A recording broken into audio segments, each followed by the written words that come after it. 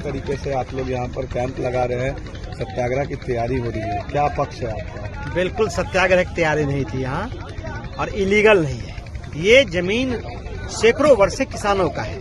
गंगा जी जब जमीन को काटता है तो गंगा में चला जाता है, फिर जैसे निकलता है ये किसानों की जमीन हो जाता है। और उन किसानों से हम लोगों ने एग्रीमेंट किया, फसल का मुआवजा दिया, फिर उन्होंने हमको अनुमति पत्र दिया और हम इस पर रहने का एक छोटा व्यवस्था बना रहे थे। सवाल है प्रशांत किशोर जी जब रहते थे, पटना में रहते थे, तो वहाँ जाम लगा रहता था, बड़ी भीड़ आती थी। उसी से बचने के लिए यहाँ लोगों का ठहरने का, कार्यकर्ता पूरे बिहार भर से आते हैं, देश भर से आते हैं पदयात्री सब, यहाँ रुकने का, उनके मेडिटेशन का।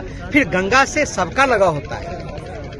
नरेंद्र मोदी जी भी आप देखेंगे बनारस से शुरू किए, तो प्रशांत जी गांधी मैदान से शुरू किए, फिर गंगा के पास से, गंगा से पूरे हर व्यक्ति का लगाव है। तो इस किनारे यहाँ बैठ के लोगों से बातचीत करें, लोगों का योजना बने, बिहार को कैसे सुधारा जाए, इसके लिए यहाँ हो रहा था। यहाँ तो कोई अनशन और सत्याग्रह का बात नहीं है। इसके लिए प्रशासन से कोई ली गई थी सूचना?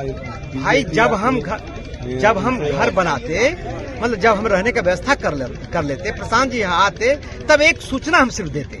इसमें अनुमति लेने की आवश्यकता कहाँ है? हमारा जब जमीन है, जब किसान हमको दिया है, तो हमारा छोटा व्यवस्था हो गया है, इसमें अनुमति की आवश्यकता नहीं है। मुझे लगता है कि नीतीश कुमार इतने दबाव में है, इतनी डर गई है प्रशांत किशोर जी से और इस छात्र आंदोलन से, और जो ये 18 साल में जो उनका कर्म और जो रहा है और सफलता रहा, उससे इतना डर गए हैं कि प्रशांत जी उनको रात में भी भूत जैसा लगते हैं। लेकिन एडमिनिस्ट्रेशन की तरफ से कहा जा रहा है कि ये जमीन गंगा की है और उसके बाद गवर्नमेंट की जमीन हो जाती है। मैं आधिकारिक तौर पर जो प्रशासनिक अधिकारी है वो इस तरह, मैं जिला प्रशासन को चुनौती देता हूँ, यदि ये जमीन सरकार का है तो जो इतना फसल लगा हुआ है हजारों हेक्टेयर में, वो किसके पास जाता है? वो किसान के पास जाता है ना। ये जमीन किसान का है, ये दूसरे का नहीं है।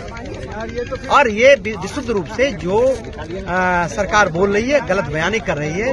मुझे लगता है कि प्रशांत जी से बहुत सरकार डरी है। आगे क्या करेंगे आप लोग? अभी तो रोक लगा दिया गया है। नहीं, अभी हमने एक एसडीएम ने कहा है कि भाई आप परमिशन ले लीजिए, एक पत्र हम लोग भेज रहे हैं, और अनुमति जब नहीं मिलेगा तब उसके बाद आगे का कार्रवाई करें। लगता है प्रशांत किशोर जी को नजरबंद सरकार कर देगी, जो कार्रवाई कर रही है लगता है नजरबंद कर देगी। लेकिन आप तय मानिए कि जितना नजरबंद किया जाएगा, जितना उनको दबाया जाएगा, उतना ही बिहार के लोग उनसे जुड़ते जाएंगे और इस व्यवस्था को लोग इस व्यवस्था से तंग आकर लोग कुछ अलग सोचेंगे।